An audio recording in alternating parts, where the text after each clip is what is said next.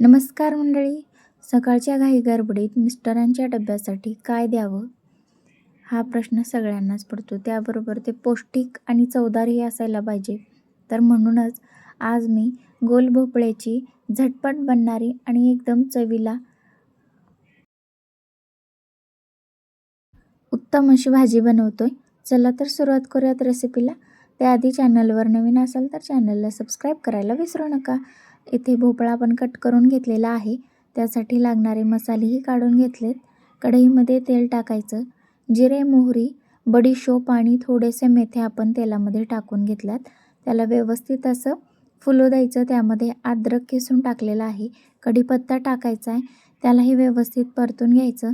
एक टोमॅटो आपण त्यामध्ये टाकलेला आहे. इथे आपण लसूण आणि कांदा दोन्हीही नाही वापरलेला. आता टोमॅटो चांगला मऊ होईपर्यंत आपल्याला परतून घ्यायचं आहे. त्यामध्ये मसाले टाकून घेऊयात. हळद टाकून घेतलेली आहे. चवीसाठी मीठ टाकून घेऊयात, जेणेकरून टोमॅटो ही आपले व्यवस्थित चांगले असे शिजतात. त्याला परतून घ्यायचं आहे आणि त्यामध्ये आता जो भोपळा कट करून घेतलेला आहे तोही त्यामध्ये टाकायचा आहे. आपण यामध्ये पाण्याचा वापर न करता ही भाजी बनवतोय. सुकी आहे. भोपळ्यामध्ये पाण्याचं प्रमाण असतं, त्यामुळे आपण इथे पाणी टाकणार नाही. गॅस मंद आचेवर करायचा.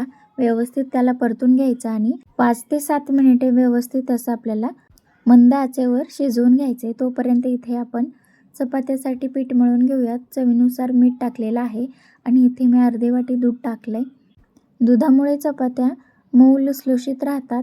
आता इथे थोडंसं गरम पाणी करून घेतलंय आणि त्यामध्ये जो आहे तो आपण हे कणिक मळून घेतलेली आहे. 10 मिनिटे याला रेस्टसाठी ठेवूयात. तोपर्यंत इथे आपली भाजी जी आहे ती व्यवस्थित अशी शिजलेली आहे. त्यामध्ये बाकीचे मसाले टाकून घेऊयात आणि नंतर याला आपल्याला काढून घ्यायचं आहे.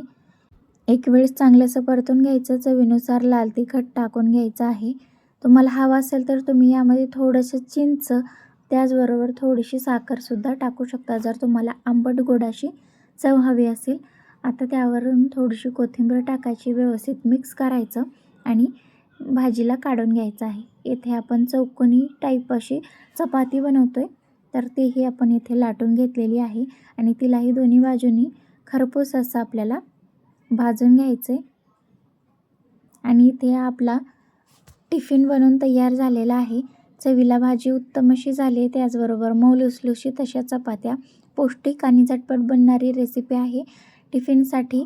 तसेच या भोपळ्याच्या भाजीसाठी लागणारं साहित्य व्हिडिओच्या शेवटी दिलेलं आहे, ते नक्की जाऊन बघा. त्याचबरोबर व्हिडिओवर जर नवीन असाल तर प्लीज चॅनलला सबस्क्राईब करायला विसरू नका. तर चला, इथे भाजी आणि पोळी दोन्ही झालेले आहेत. टिफिन भरून घेऊयात. भाजी घेतलेली आहे. त्याचबरोबर मी थोडेसे डाळिंबाचे दाणेसुद्धा टिफिनसाठी दिलेले आहेत आणि इथे आपला हा टिफिनसुद्धा पॅक करून झालेला आहे. तर आपला हा टिफिन सिरीजचा दुसरा एपिसोड पूर्ण झालेला आहे. भेटूयात पुढच्या एपिसोडमध्ये. भेटूयात पुढच्या व्हिडिओत. तोपर्यंत खात राहा, खाऊ घालत राहा, मजेत राहा. धन्यवाद. भेटूयात पुढच्या व्हिडिओत अशाच नवीन नवीन रेसिपीज आहेत.